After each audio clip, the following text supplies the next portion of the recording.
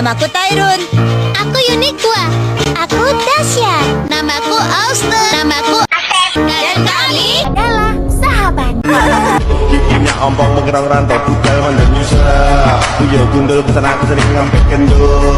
Gendruwo tela-tela tampak lo yo. Selangkong jalannya miring-miring edo yo. Belum selesai menaku nong Cino. Pak Moyo terguling ke Bengawan Solo. Tengah irama alunan nong Cino. Pak Moyo pulang jalannya ke Loyo. Assalamualaikum warahmatullahi wabarakatuh. Hari ini, ya, sore hari ini, tepatnya hari Kamis nih ya, hari Kamis. Kami kedatangan dari pemuda-pemuda dari mana ini Mas? SMA 1 Banguntapan. SMA 1 Banguntapan. Wah, ini anak-anak yang hebat datang ke sini. Kita mau tanya nih, mau apa sebenarnya datang ke sini? Oke, kali ini kita akan wawancara kepada pengusaha pempek ya, ini dari Palembang nih. Oh, mau mewawancarai owner dari Geria PPBK 10 begitu ya? Iya. Oke. Nah, teman-teman semua, kita ingin tahu sebenarnya mereka ini kedatang ke sini untuk mewawancarai, itu tujuannya apa? Nah, Jadi di pelajaran kewirausahaan kemarin kan kita belajar tentang makanan daerah. makanan daerah. Ya, betul. kemarin sudah diberi tugas untuk membawa makanan ke sekolah untuk menyicipi gitu. Iya. Terus tugas kedua ini kita diberi tugas untuk mewawancarai pemilik dari makanan daerah. Oke, jadi kedatangan kalian ke sini itu tepat sekali, Mas. Karena di sini kami salah satu dari pengusaha pempek yang ada di Yogyakarta bagian timur, Mas. Jadi kami ini mengangkat pempek ini salah satu makanan khas daerah dari Palembang, Sumatera Selatan. Nah, saya dan istri ini membuka usaha ini dari 2016, dari tahun 2016. Nah, proses perkembangannya itu tidak gampang, tentunya banyak sekali yang kami hadapi ya, berkaitan dengan bahan baku, karyawan dan lain-lainnya. Nah, di poin ini Mas pengen tahu dari kami apa? Yang pertanyaan pertama, Nah, mengapa Bapak Ibu memilih usaha pempek ini? Nah, mengapa kita memilih usaha pempek ya? Iya. Nah, mungkin Ibu yang bisa menjelaskan. Oke, awalnya begini ya. Awalnya karena suami saya Pak Ivan itu berasal dari Palembang, otomatis beliau itu kan hobinya makan pempek. Nah, hampir setiap hari tuh pengen aja makan pempek. Sedangkan di Jogja untuk mendapatkan pempek yang lezat, nikmat dan berkualitas itu jarang kita dapatkan. Akhirnya di tahun 2016 kita punya ide, kenapa enggak yuk kita bikin usaha pempek gitu kan, biar kita bisa menikmati hasil karya sendiri dan juga kita bisa membuka peluang usaha, nambah income untuk keluarga. Nah gitu tuh. Nah, simpel kan Mas ya? Iya. Jadi berawal dari hobi, dan hobi itu dijadikan sebagai income juga buat kita. Iya. Simpel kan? Iya. Jadi kalau kata kita ini ya, setiap pekerjaan yang diawali dengan hobi, maka kita itu bekerja seolah-olah nggak dibayar pun kita tidak terima. Minimal kita bisa makan pempek itu. Iya. Apalagi kalau pempek itu enak ya. Iya. Nah, pempeknya itu seperti yang ada di depan kalian. Iya. Nah, ini salah satu contoh, ini pempek kapal selam ya. Kenapa disebut pempek kapal selam? Karena dia menyelam di cukonya itu. Nah, itu cukonya. Ada pertanyaan lain Mas untuk itu Mas? Untuk modal membuka pempek ini, Modalnya berani Mas. iya. Jadi begini, ketika kita membuka suatu usaha pasti yang dipikirkan modal itu berkaitan dengan uang ya. Otomatis iya, karena kita harus ada tempatnya, ya kan? Harus ada tempatnya, terus untuk bahan dasarnya juga kita harus beli kan gitu. Cuman kalau masalah uang itu relatif ya Mas ya. Yang penting ada bahan dasar untuk membuat pempek dan ada tempat kita untuk berjualan gitu ya. Jadi tidak harus kita punya ruko sebenarnya, ya kan? Kalau sekarang itu kami membuka itu tidak langsung membuka di ruko, jadi via online dulu ke Via teman-teman, via WA seperti itu. Nah, ketika permintaan itu banyak dan diterima oleh masyarakat, kami terus berpikir bagaimana kalau mereka itu bisa makan di tempat kita. Nah, sambil silaturahim seperti ini. Nah, itu akan lebih ini lagi, lebih santai dan menikmati kelezatan pempek yang kita buat itu. Seperti itu, Mas. Apalagi, Mas? Ada lagi yang ditanya, Mas? Ada cabang dari usaha ini? Kalau cabang kita belum berpikir untuk cabang. Iya. Ya. Karena apa? Karena kita belum bisa memanajemen orang. Terus terang di situ, ya. Karena kalau makanan itu susah untuk memanajemennya, kecuali nanti yang kita kembangkan bukan membuka cabang tetapi membuka reseller, seperti apa yang diinginkan sama suami istri. Nah,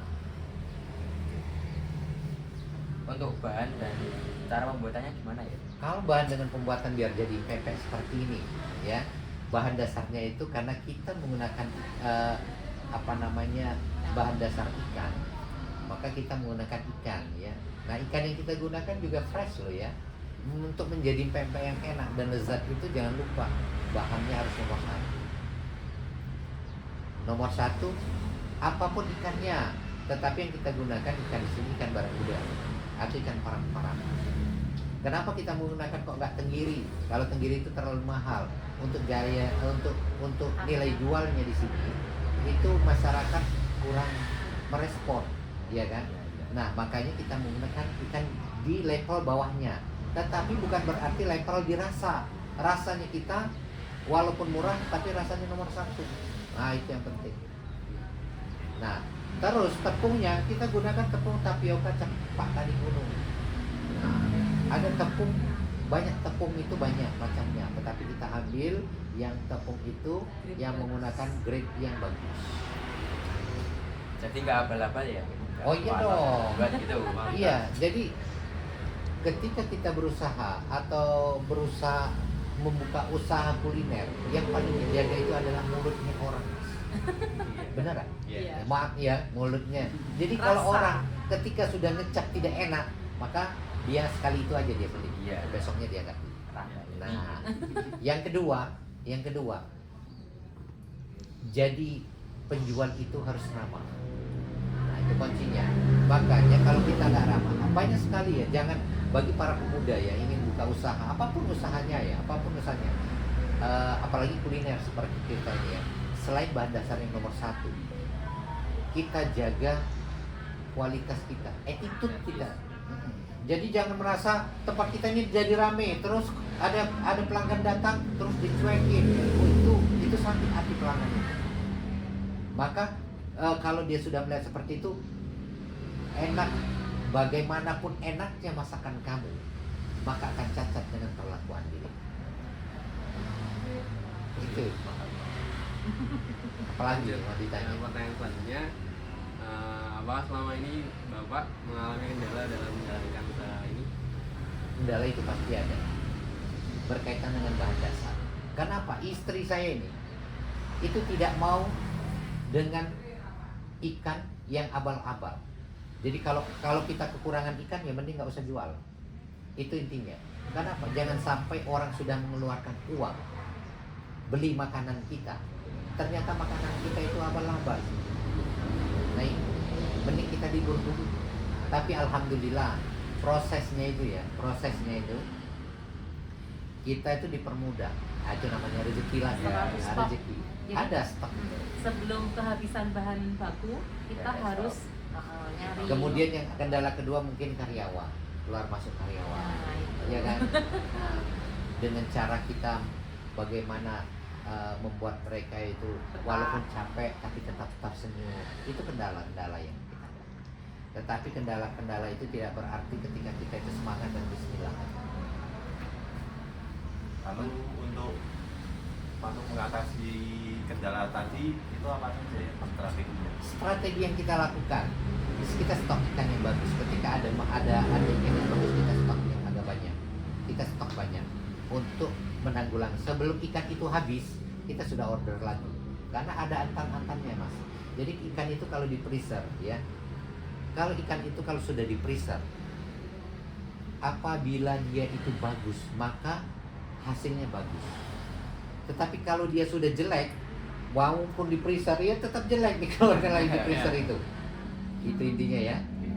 Nah, buat karyawan kita selalu say hello sebenarnya. Ya, say hello.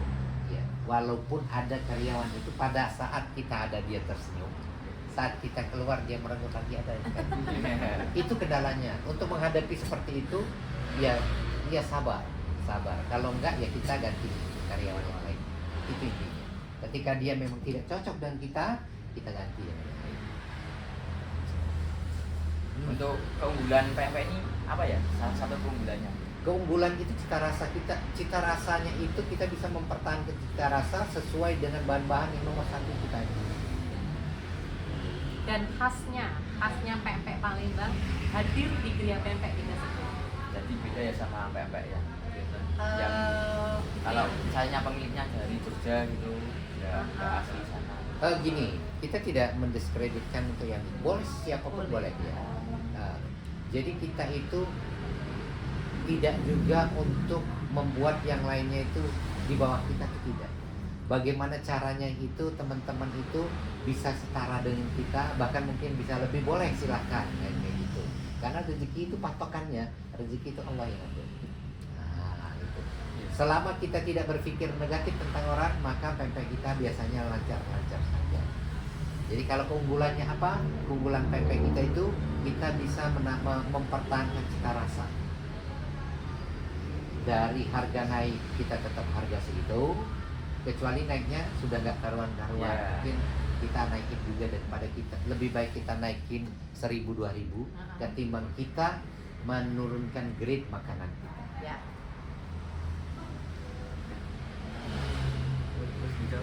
Ada lagi? Dari Jadi sebelumnya teman-teman semua, terima kasih atas kehadiran di sini. Terima kasih sudah wawancara dengan kita.